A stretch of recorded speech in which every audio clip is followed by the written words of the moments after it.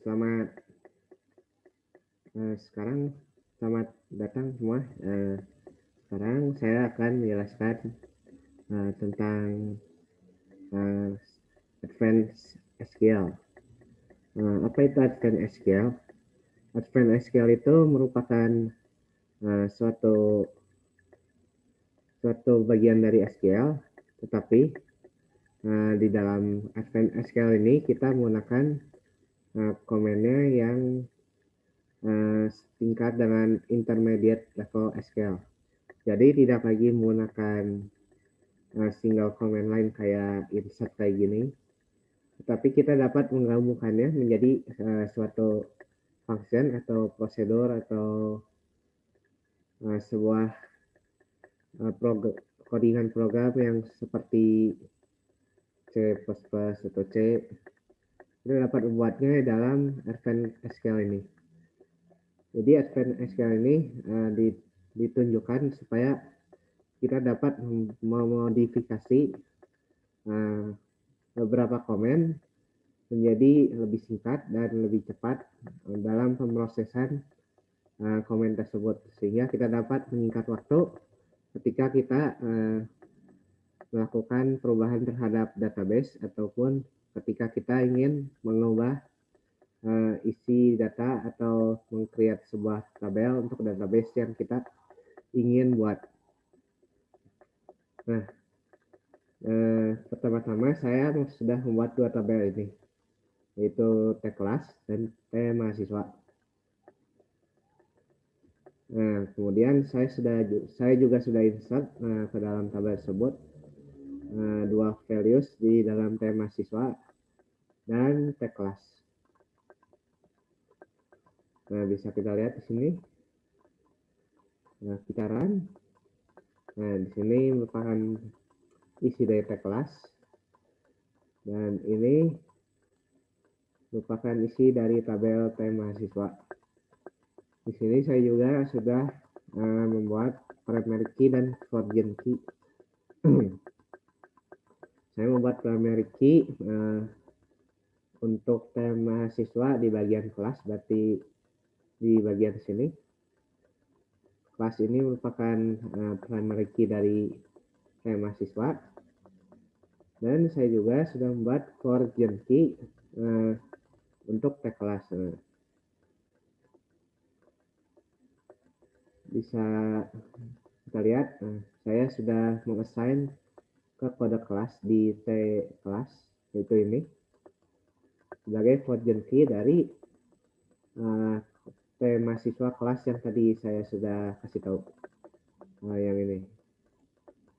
Nah, yang ini. Nah, sekarang mari kita masuk ke dalam Advanced SQL-nya. Nah, di sini saya punya 4 Advanced SQL. Yang pertama yaitu PL-SQL. Apa itu PL-SQL itu?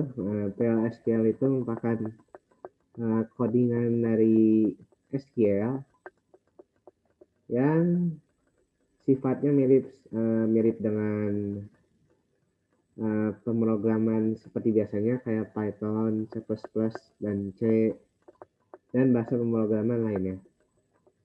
Nah, di SQL ini kita dapat mengimplementasikan program tersebut ke dalam PL-SQL. Seperti ini. Di sini kita dimulai dengan declare. Declare itu seperti mengassign sebuah variabel sesuai tipenya. Nah, kita sudah mengassign angka dengan tipe number atau yang kata lain integer apabila kita menggunakannya di bahasa pemrograman. Nah, kita sudah mengassignnya sehingga memiliki nilai 1 angkanya.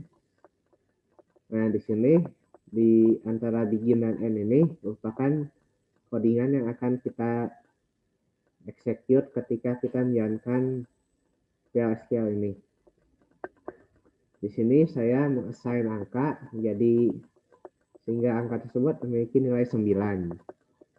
Nah, di sini juga saya mempunyai if condition di mana apabila angkanya lebih 5 maka akan ngeprint keren. Apabila kurang dari 5, maka akan ngeprint tidak keren. Nah, di sini juga saya di luarnya sudah membuat supaya ketika menjalankan PLSQL ini akan mengeprint keren habis. Kemudian di sini juga ada for loop. Nah, di sini juga ada while loop, tapi saya menggunakan for loop saja karena cara kerjanya sama. Hanya yang diubah yaitu for-nya jadi while. Di sini saya membuat for loop di mana dari angka 9 sampai dengan 12 akan di print angka tersebut. Jadi loop ini akan ngeprint angka 9 sampai 12. Nah, kita coba jalankan.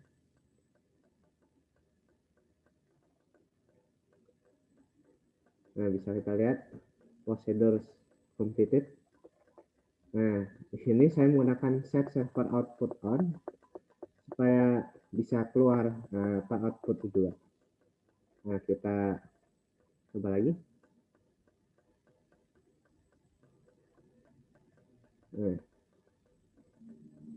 Nah, di sini sudah ke print keren habis dan keren. Dan juga sudah ngeprint angka dari 9 sampai 12. Berarti PLSQL ini sudah berhasil dijalankan. Kemudian SQL kedua yaitu kita memiliki prosedur. Prosedur itu sama seperti PLSQL, hanya saja prosedur ini merupakan blok dari PLSQL. Nah, bisa kita lihat di sini. Prosedur itu yaitu merupakan komen dari PLSQL dengan kata lain blok dari PLSQL yang menyimpan perintah yang di dalamnya tetapi tidak mereturn nilai. Jadi prosedur ini seperti PLSQL tetapi yang disingkat dan disimpan di dalam prosedur yang namanya ganteng. Jadi PLSQL ini komennya disimpan dalam prosedur, jadi kita dapat memanggilnya dengan menggunakan execute. Nah, pertama kita jalankan ini supaya prosedurnya dibuat. Nah, sudah dibuat di sini. Kemudian kita dapat menggunakannya dengan execute nama prosedurnya. Nah,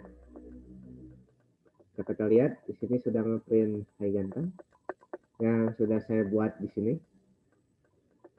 Jadi prosedur ini sudah berhasil dijalankan. Nah, yang ketiga yaitu trigger. Trigger itu seperti umumnya ketika kita membuat sesuatu reaksi, nah itu akan men-trigger sesuatu kejadian lainnya juga. Nah, ini juga sama, halnya seperti itu. Jadi trigger ini dibuat ketika kita mengupdate atau mengubah satu tabel, maka tabel lainnya juga bisa dapat ikut berubah dengan kita mengubah tabel tersebut. Nah, di sini saya sudah membuat satu trigger yang namanya masukin. Jadi ketika setelah menginsert ke dalam tema siswa, kita juga akan mengubah tabel tag kelas di bagian kode kelas dan angkatan, di mana values-nya merupakan primary key dari tema siswa yang sudah kita buat tadi, yaitu kelas, di mana kode kelasnya dan angkatan di tag kelas ketika kita menginsert ke dalam tema siswa, isinya yaitu primary key dari kelas yang kita masukkan. Nah, sekarang kita buat dulu triggernya. Nah, trigger yang trigger masukin sudah dikompil, berarti sudah dibuat. Jadi ketika kita membuat pemasukan dalam TM mahasiswa di bagian kelasnya, yaitu ini, akan masuk ke dalam kode kelas dan angkatan tag kelas juga. Misalnya saya ganti jadi LB05 gitu. Kemudian kita insert. Nah, sudah di insert, kita bisa lihat di sini. Pertama kita lihat dari tema siswanya dulu. Nah, sudah ke insert yang LB05 ini. Nah, LB05 ini akan masuk ke dalam tag kelas juga karena sudah dibuat triggernya. Jadi seperti ini. Nah, kode kelas dan angkatannya sudah terisi dengan LB05.